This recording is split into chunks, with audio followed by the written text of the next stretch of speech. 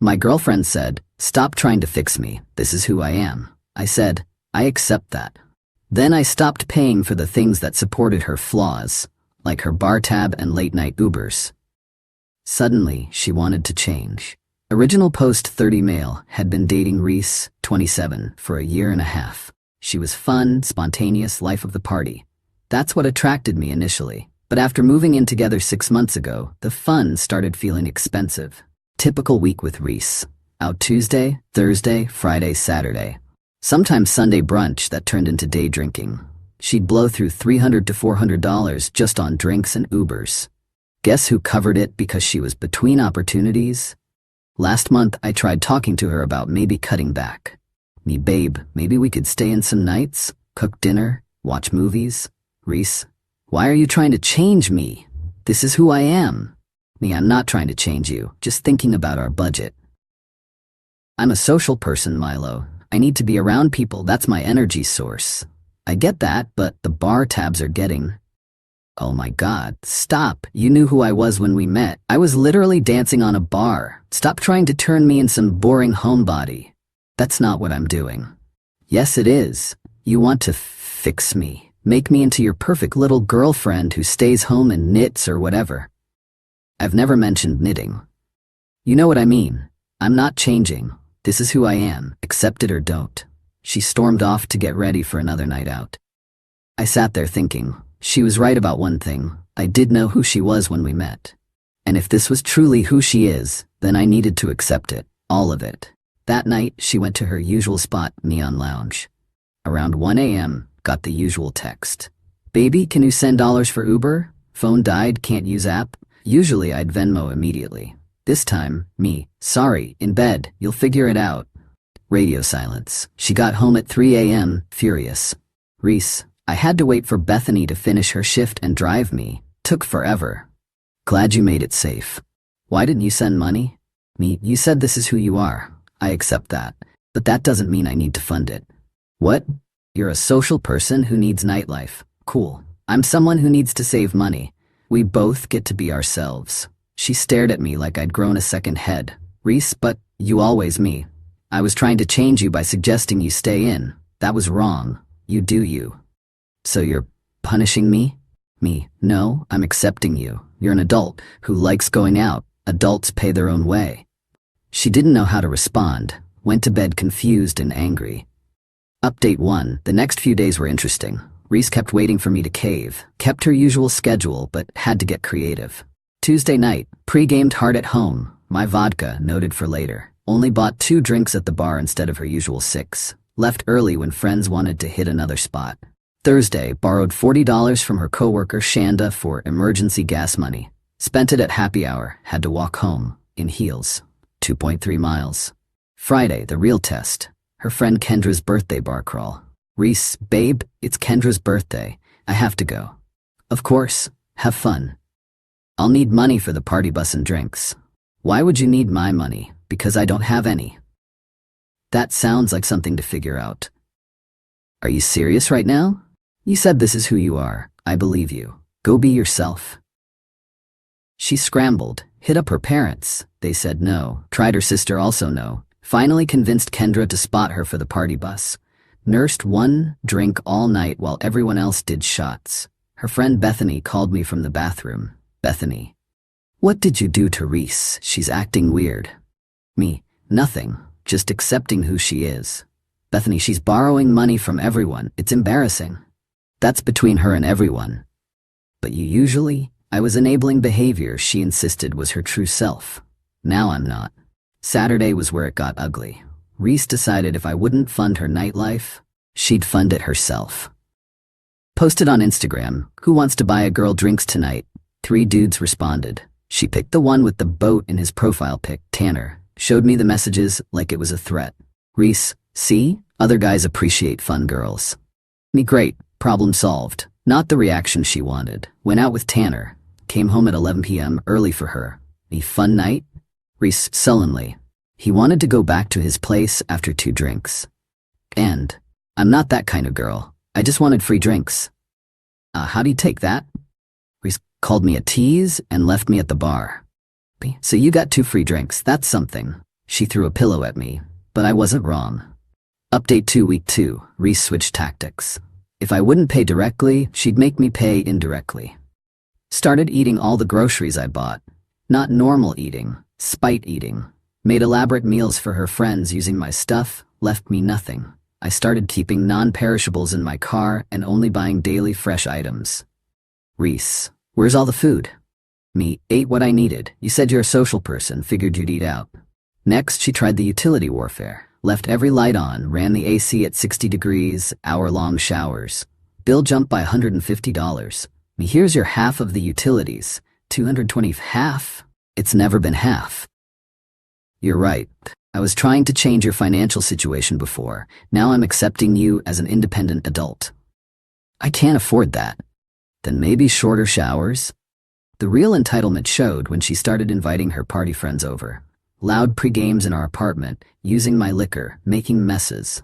Thursday night, came home to 8 people in my living room. Hey everyone, BYOB policy starts now. I'm locking my cabinet. Milo, don't be rude. Not rude, just accepting who you are, someone who entertains. Hosts provide drinks usually. Her friend Derek, yo, Reese said you were cool. I am cool, just not funding the party anymore. Half of them left immediately. No free booze, no point staying. Reese was mortified, followed me to the bedroom. You embarrassed me. How? By not providing free alcohol to strangers? They're my friends. Then they should be happy to see you without needing my vodka. But the peak entitlement came that weekend. She announced she was throwing a day party Saturday. In our apartment. Cool, I'll be out. You have to help host. Why? It's your party. We live together. Right? And you live your social life, I'll live mine. Day of the party, she had nothing. No drinks, no snacks, no setup. Told people it was BYOB last minute. Maybe 12 people showed up instead of the 30 she invited. They stood around awkwardly with their individual beers. I came home to her crying in the bedroom while the party limped along outside. Reese, this is humiliating. Me, what is? Reese, I look broke. Are you not? That's not the point. My friends think I'm a loser. Me, because you can't provide free stuff? Those sound like users, not friends. That's when she said it. I want to change. I don't want to be like this anymore. Like what? Poor. Unable to have fun. A burden.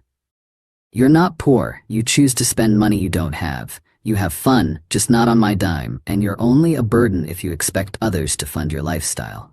Update 3. Reese's sudden desire to change was purely financial. She didn't want to stop partying. She wanted me to pay for it again. Her first attempt at change was getting a second job.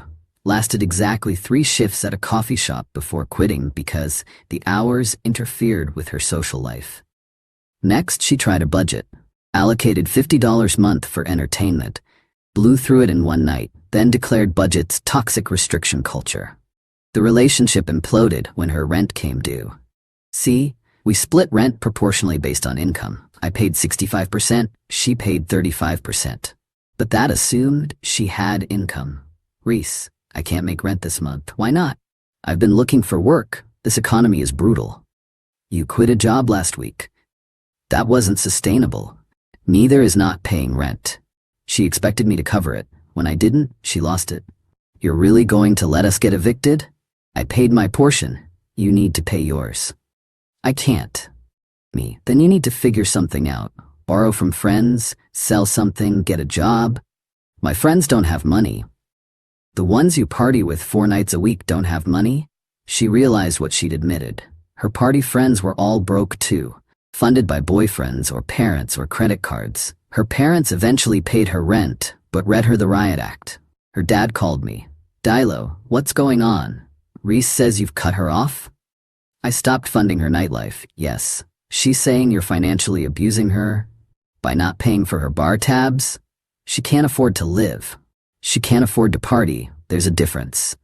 We didn't raise her to be dependent on men. Then why are you upset I'm not supporting her?